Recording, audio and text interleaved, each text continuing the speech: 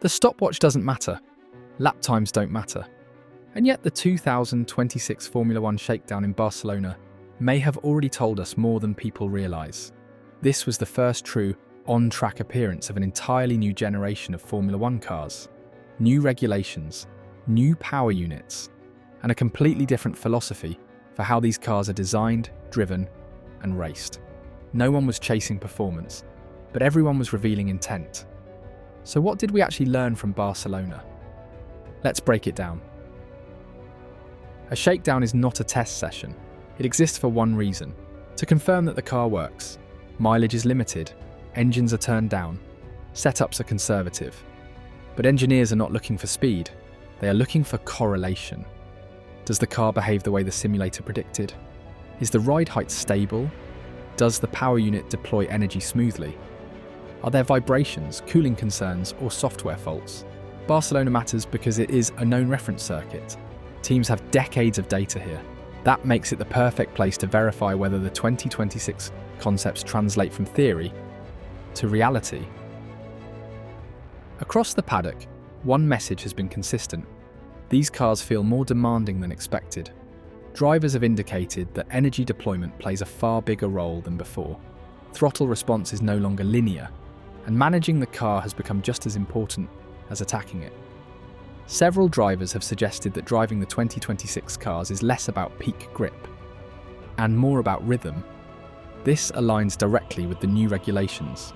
Electrical output is significantly increased, and drivers must carefully manage when and how that energy is released.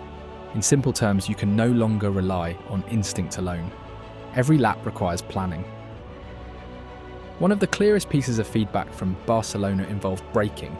Drivers have pointed to longer braking zones, reduced confidence on initial pedal application, and increased rear instability during trail braking. This is a direct consequence of reduced aerodynamic load, combined with heavier reliance on regenerative braking. Several teams have already confirmed that brake-by-wire calibration is a major development focus for 2026. This is not a small detail. Braking confidence defines lap time, and it defines racecraft. There was, however, a genuine positive takeaway.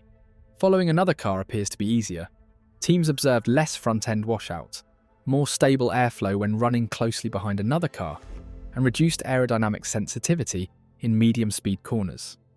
But this comes with a trade-off. Drivers have also indicated lower peak grip, less sharp turn-in, and a narrower operating window overall. Racing should improve, but extracting maximum pace will be harder. This is intentional, and it is already changing how drivers approach a lap. If there is one area where teams have been most honest, it is power unit integration.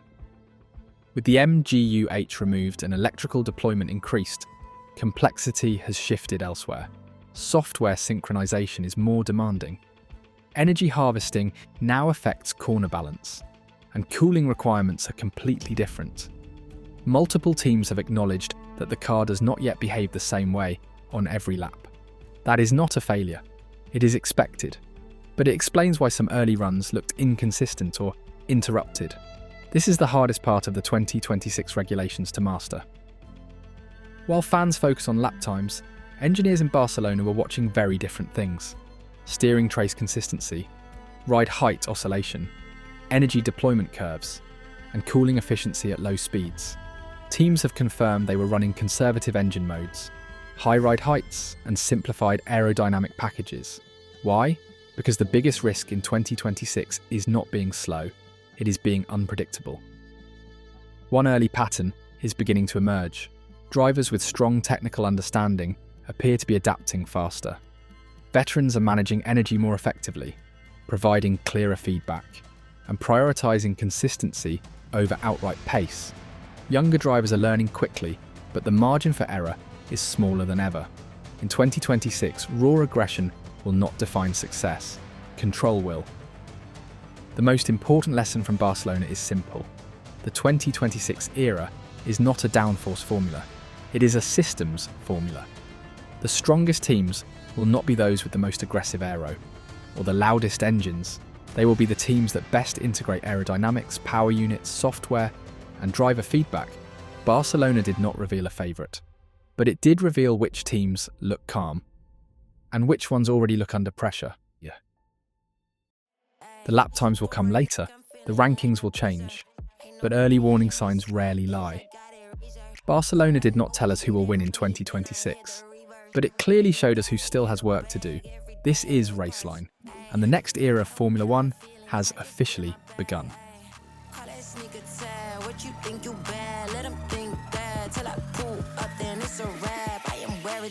You should know I got it in the bag. Bitch, I'm back.